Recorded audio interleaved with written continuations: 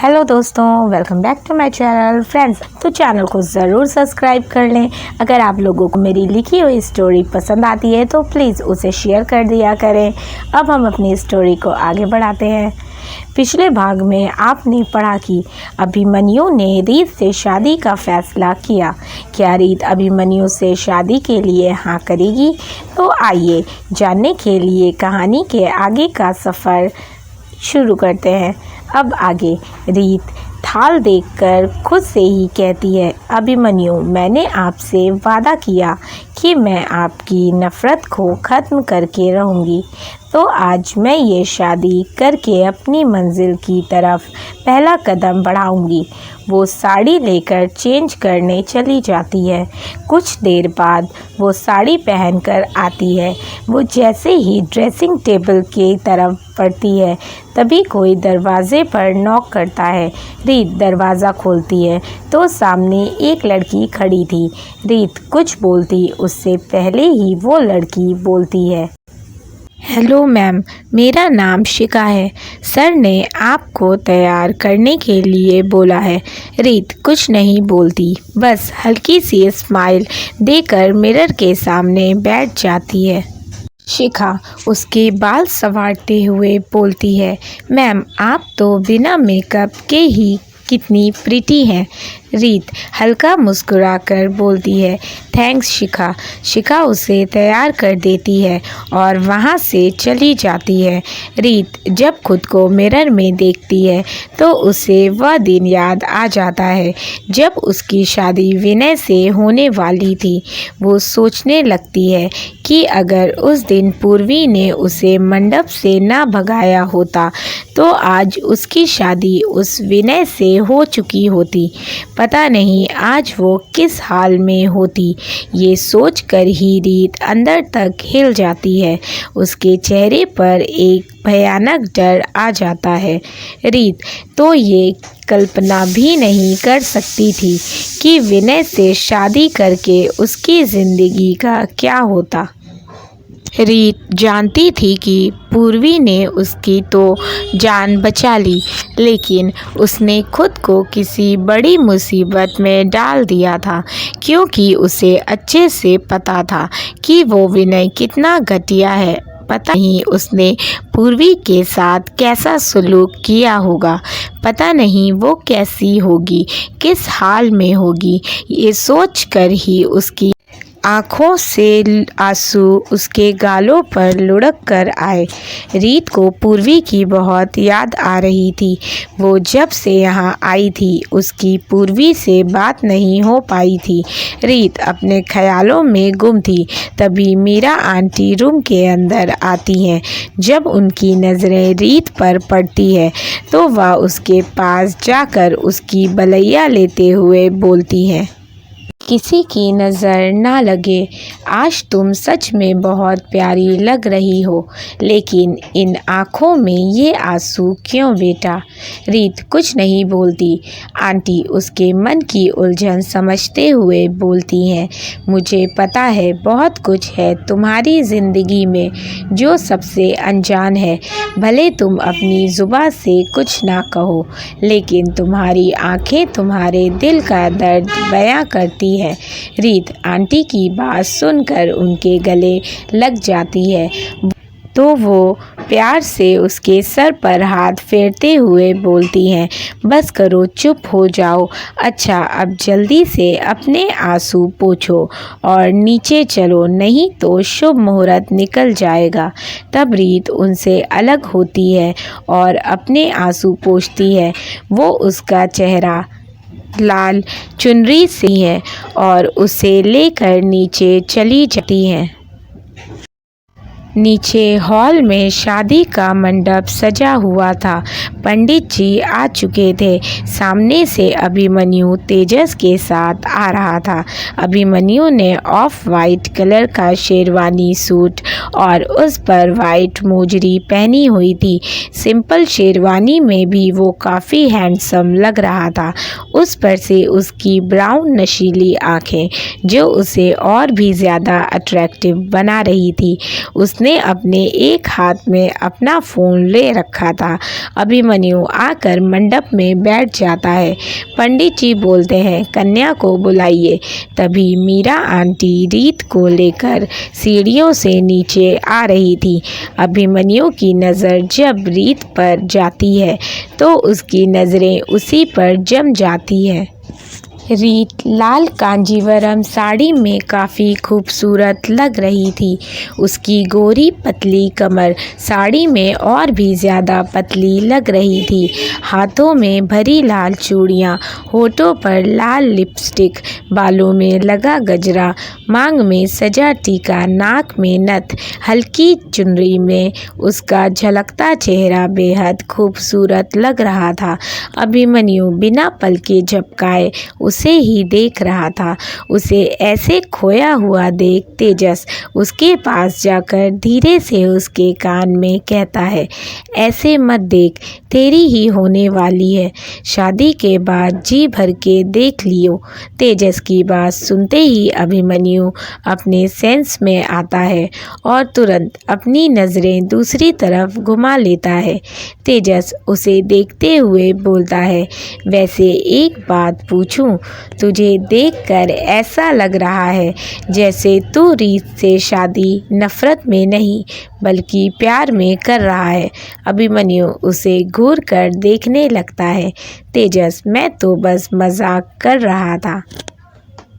रीत अपनी झुकी पलकों के साथ जाकर मंडप में बैठ जाती है। पंडित जी मंत्र पढ़ना शुरू कर देते हैं।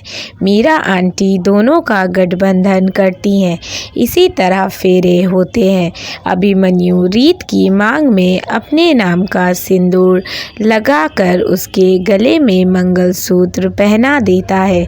आंटी, तेजस और वरुण एक साथ किनारे खड़े थे। घर के बाकी कुछ सर्वेंट उनके पीछे खड़े थे और अभिमन्यु के बॉडीगार्ड बाहर मेन गेट के पास खड़े थे। वरुण तेजस से बोलता है, सर आपसे एक बात पूछूं? तेजस, हाँ पूछो। वरुण, सर अभिमन्यु सर ऐसे अचानक शादी क्यों कर रहे हैं? और यहाँ तो उनकी फैमिली भी नहीं है। सर, क्या उनकी फैमिली को पता है कि उनकी शादी हो रही है? तेजस थोड़ी देर उसे ध्यान से देखता है, फिर बोलता है, वरुण तुमने ये सवाल मुझसे तो पूछ लिया, लेकिन भूल कर भी अपने बॉस से मत पूछना, नहीं तो तुम्हें कल से दूसरी जॉब ढूंढनी पड़ेगी। वरुण जल्दी से बोलता है, नहीं नहीं सर, मुझे अपनी जॉब बहुत प्यारी है। सर आप प्लीज़ अभिमन्यु सर को मत बताइएगा कि मैंने आपसे ये क्वेश्चन पूछा था। तेजस उसे ऐसे घबराते हुए देख हंसने लगता है और हंसते हुए बोलता है, डोंट वरी, मैं उसे कुछ नहीं बताऊंगा। वैसे मैंने तुम्हें जो काम बोला था वो किया? वरुण, यस सर, मैंने सर और मैम की शादी की एक एक मोमेंट की फ़ोटोज़ ली हैं। तेजस, गुड, लेकिन ध्यान रहे कि ये फ़ोटोज़ कहीं बाहर नहीं जानी चाहिए और इस शादी के बारे में अभी किसी को पता नहीं चलना चाहिए। जब अभिमन्यु को सही लगेगा तो वो खुद अनाउंस कर देगा। वरुण, जी सर। पंडित जी बोलते हैं, अब आप दोनों पति पत्नी हुए, जाकर अपने बड़ों का आशीर्वाद ले लीजिए। अभिमन्यु खड़ा होता है तो रीत भी उसके साथ खड़ी होती है। दोनों जाकर मीरा आंटी के पैर छूते हैं। आंटी दोनों के सर पर प्यार से हाथ फेरते हुए बोलती है, तुम दोनों हमेशा खुश रहो, भगवान तुम दोनों की जोड़ी हमेशा ऐसे ही बनाए रखे। तेजस अभिमन्यु के गले लगते हुए बोलता है, कॉन्ग्रेचुलेशन मेरे यार। रीत तेजस को देखती है लेकिन तेजस उसे कुछ नहीं बोलता तो रीत अपनी नज़रें झुका लेती है। उसकी आंखें नम हो जाती हैं। अभिमन्यु ये नोटिस कर लेता है। अभिमन्यु जानता था कि रीत तेजस को भाई मानती है और तेजस के ऐसे बिहेवियर से उसे हर्ट हुआ है, लेकिन वो कुछ नहीं बोलता। तभी वरुण उन दोनों के पास आकर कहता है, congratulation sir, congratulation ma'am. Sir आज आप बहुत ही अच्छे लग रहे हैं और मैम आप भी बहुत खूबसूरत लग रही हैं। अभिमन्यु उसे घूर कर देखता है। वरुण अभिमन्यु के ऐसे घूरने से घबरा जाता है और तेजस को देखने लगता है। वहीं तेजस अपना मुंह दबाकर हंस रहा था। अभिमन्यु बिना कुछ बोले वहाँ से अपनी स्टडी रूम में चला जाता है। रीत उसे ऐसे जाता हुआ देखती है तो उसे अच्छा नहीं लगता, लेकिन वो कुछ नहीं बोलती। तेजस को भी किसी का कॉल आ जाता है तो वो भी बात करने चला जाता है। आंटी रीत के पास आकर बोलती हैं, बेटा तुम जाकर थोड़ा आराम कर लो, थक गई होगी, रात भी काफ़ी हो गई है, चलो मैं तुम्हें रूम तक छोड़ देती हूँ। आंटी उसे रूम में छोड़ देती हैं और बोलती हैं, तुम आराम करो, मैं खाना लेकर आती हूँ। रीत, नहीं आंटी, मुझे भूख नहीं है। आंटी कुछ बोलती उससे पहले रीत बोलती है, आंटी सच में मुझे भूख नहीं है, अगर लगेगी तो खा लूँगी। आंटी उसके सर पर हाथ फेरते हुए बोलती हैं, ठीक है, और वहाँ से चली जाती हैं। रीत रूम को ध्यान से देख रही थी। आज उसे कुछ अलग ही एहसास हो रहा था। ऐसा नहीं था कि वो अभिमन्यु के कमरे में पहली बार आई थी, लेकिन वो तो जब से यहाँ आई थी इसी कमरे में थी, लेकिन आज वो इस कमरे में एक रिश्ते से आई थी, एक पत्नी के रिश्ते से। आज अभिमन्यु सिर्फ उसकी मोहब्बत ही नहीं बल्कि उसका हमसफ़र भी बन चुका था। रीत मिरर के सामने खड़े होकर खुद को देखती है। अपनी मांग में अभिमन्यु के नाम का सिंदूर देखकर खुद से कहती है, अभिमन्यु जब मैं आपके साथ रहना चाहती थी तब किस्मत मुझे आपसे दूर ले गई, और जब मैंने खुद आपसे दूर जाना चाहा तो किस्मत फिर से मुझे आपके पास ले आई। भले ही अभी आप मुझसे नफ़रत करते हो, लेकिन आपकी इस नफ़रत में भी आपका प्यार छुपा है, और मैं आपकी इस नफ़रत भरी मोहब्बत में से एक दिन इस नफ़रत को ख़त्म करके रहूँगी। रीत अपने गहने उतारकर ड्रेसिंग टेबल पर रख देती है और कबर्ड से सिंपल सा कुर्ता और पजामा लेकर चेंज करने चली जाती है। कुछ देर बाद वो चेंज करके आती है और वहीं सोफ़े पर टेक लगाकर बैठ जाती है। नींद उसकी आंखों से कोसों दूर थी। रीत उन एहसासों में खोई हुई थी जब वो अभिमन्यु से पहली बार मिली थी। अभिमन्यु के बारे में सोचते सोचते कब उसे नींद आती है चलता। इधर अभिमन्यु अपने स्टडी रूम की बालकनी में खड़ा चांद को निहार रहा था। उसके हाथ में जलती हुई सिगरेट थी जिसमें से धुआं निकल रहा था। वैसे दोस्तों, सिगरेट सेहत के लिए हार्मफुल होती है, सो आप लोग सिगरेट ना पिया करें। तभी तेजस अंदर आता है। वो उसे बालकनी में खड़ा देखता है तो उसके पास जाते हुए बोलता है, तू यहाँ क्या कर रहा है? मुझे लगा तू अपने रूम में होगा। तेजस जब उसके हाथ में जलती हुई सिगरेट देखता है तो उससे पूछता है, तू कब से सिगरेट पीने लगा? ये सिगरेट की आदत तुझे कब से लग गई? अभिमन्यु उसकी बात का कोई जवाब नहीं देता। तेजस फिर से बोलता है, तू रीत के पास क्यों नहीं गया? आज तेरी शादी हुई है। तेजस आगे कुछ बोलता उससे पहले अभिमन्यु उसे घूर कर देखते हुए बोलता है, हो गई तेरी बकवास, शादी का खाना खा लिया ना, अब निकल यहाँ से, घर जा, माँ चिंता कर रही होगी। तेजस तुरंत घड़ी में समय देखता है तो रात के 1:30 बज रहे थे। वो जल्दी से बोलता है, बाप रे, इतना टाइम हो गया, अब तो पक्का मॉम से डांट पड़ेगी। इतना बोलकर वो जल्दी से जाने लगता है। तभी अभिमन्यु उसे रोकते हुए बोलता है, इन्हीं कपड़े में घर जाएगा, कपड़े चेंज करके जा। तेजस ने कुर्ता पजामा पहन रखा था। वो जल्दी से अपने कपड़े चेंज करता है और अपना कोट पहनते हुए बोलता है, बचा लिया तूने, वरना अभी मैं इन कपड़ों में घर जाता तो पक्का मॉम मुझसे पूछती कि मैं कहाँ से आ रहा हूँ, तो मैं उन्हें क्या बताता कि तेरी शादी से आ रहा हूँ। और अगर मैं झूठ बोलता तो वो हर बार की तरह मेरा झूठ पकड़ लेती। तेजस वहाँ से चला जाता है। अभिमन्यु काफ़ी देर तक ऐसे ही बैल्कनी में खड़ा रहता है। कुछ देर बाद अपने रूम में जाता है। वो जैसे ही रूम में आता है तो देखता है रीत सोफे पर टेक लगाकर सो रही थी। चांद की हल्की रोशनी उसके चेहरे पर पड़ रही थी, जिसमें उसका चेहरा और खूबसूरत लग रहा था, लेकिन उसे ठंड लग रही थी, जिसकी वजह से वो सिकुड़ कर सो रही थी। अभिमन्यु देखता है रूम की बैल्कनी का दरवाज़ा खुला हुआ था, जहाँ से ठंडी हवा आ रही थी। तब वो जाकर दरवाज़ा बंद करता है और ब्लैंकेट लेकर रीत को उड़ा देता है, जिससे वो अच्छे से सो जाती है। अभिमन्यु काफ़ी देर तक उसे ऐसे ही देखता रहता है।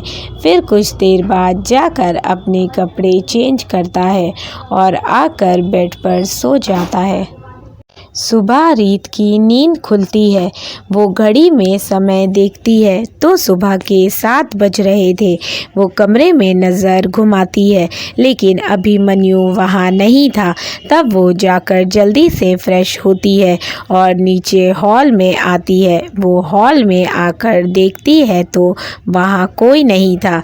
वो किचन में जाती है तो वहाँ भी कोई नहीं था। रीत सोचने लगती है, मीरा आंटी कहाँ गई। तभी पीछे से आवाज़ आती है, मीरा आंटी यहाँ नहीं है। रीत पलट कर देखती है तो सामने अभिमन्यु खड़ा था। अभिमन्यु ने ब्लैक कलर की लोअर और टी शर्ट पहन रखी थी। वो अभी वर्कआउट करके आया था, जिससे उसकी बॉडी पूरी पसीने से भीगी हुई थी, जिसमें वो और भी ज़्यादा दिलकश लग रहा था। अभिमन्यु आगे बोलता है, आंटी के बेटे की तबीयत खराब है, इसीलिए वो अपने घर गई हैं।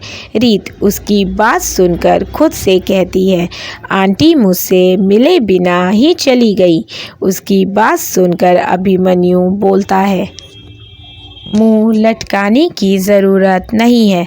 उन्होंने तुम्हारे लिए लेटर छोड़ा है, टेबल पर रखा है, जाओ जाकर पढ़ लो। उसकी बात सुनकर रीत फिर से धीरे से बोलती है, मैंने तो इतने धीरे से बोला था, फिर भी इन्होंने सुन लिया।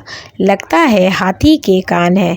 इतना बोलकर वो जल्दी से लेटर देखने लगती है, लेकिन अभिमन्यु ने सब सुन लिया था। वो अपनी आंखें छोटी करके उसे घूर रहा था।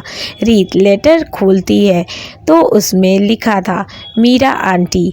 रीत बेटा, मैं सुबह तुमसे मिलने आती, लेकिन मैं इतनी सुबह तुम्हारी नींद नहीं खराब करना चाहती थी, इसीलिए बस तुम्हें नहीं उठाया। अभिमन्यु बाबा ने तुम्हें बता दिया होगा कि मैं घर गई हूँ, कुछ दिन बाद वापस आ जाऊँगी। अपना और अभिमन्यु बाबा दोनों का ख्याल रखना। तुम्हारी मीरा आंटी। रीत लेटर पढ़ती है तो उसके फेस पर स्माइल आ जाती है और वो लेटर को अपने पास रख लेती है और अपने रूम में जाने लगती है। लेकिन तभी उसे कुछ याद आता है और वो रुककर अभिमन्यु को देखने लगती है। अभिमन्यु डेविल स्माइल करते हुए उसके पास आता है और बोलता है, क्या हुआ रीत? अपनी आंखें छोटी करके उसे देख रही थी तो अभिमन्यु उसके बाल ठीक करते हुए बोलता है, क्या हुआ बीवी, कुछ पूछना है क्या? अरे कहीं तुम ये तो नहीं पूछना चाहती कि घर के बाकी सर्वेंट्स कहाँ गए? ओ, तो मैं तुम्हें बताना ही भूल गया। वो क्या है ना, मैंने उन्हें छुट्टी दे दी है।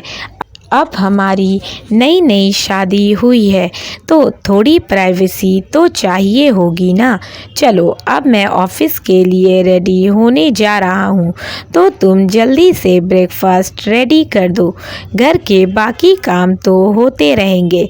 अब तुम पूरा दिन घर पर आराम तो करोगी नहीं, क्यों? मैंने सही कहा ना बीवी?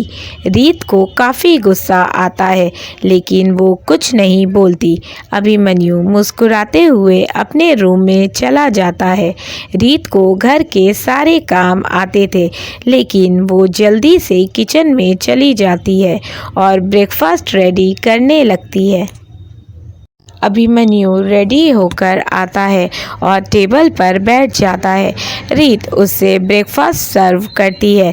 अभिमन्यु अपना ब्रेकफास्ट फिनिश करता है और जैसे ही टेबल से उठता है तभी उसके हाथ से लगकर जूस का ग्लास नीचे गिर जाता है। अभिमन्यु बोलता है, ओह ये तो गिर गया। वैसे मुझे पता है तुम इसे साफ कर दोगी ना बीवी? रीत बस गुस्से से उसे घूर रही थी।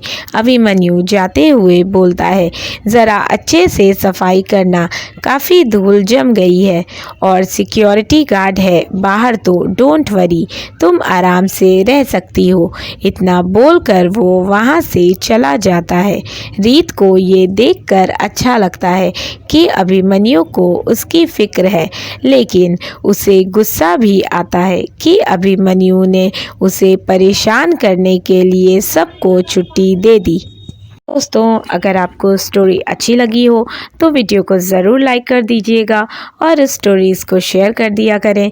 चैनल पे नए हैं तो चैनल को सब्सक्राइब कर लें, साथ ही अपने फीडबैक मुझे ज़रूर दें। Thank you for watching and keep supporting. Love you all, bye bye.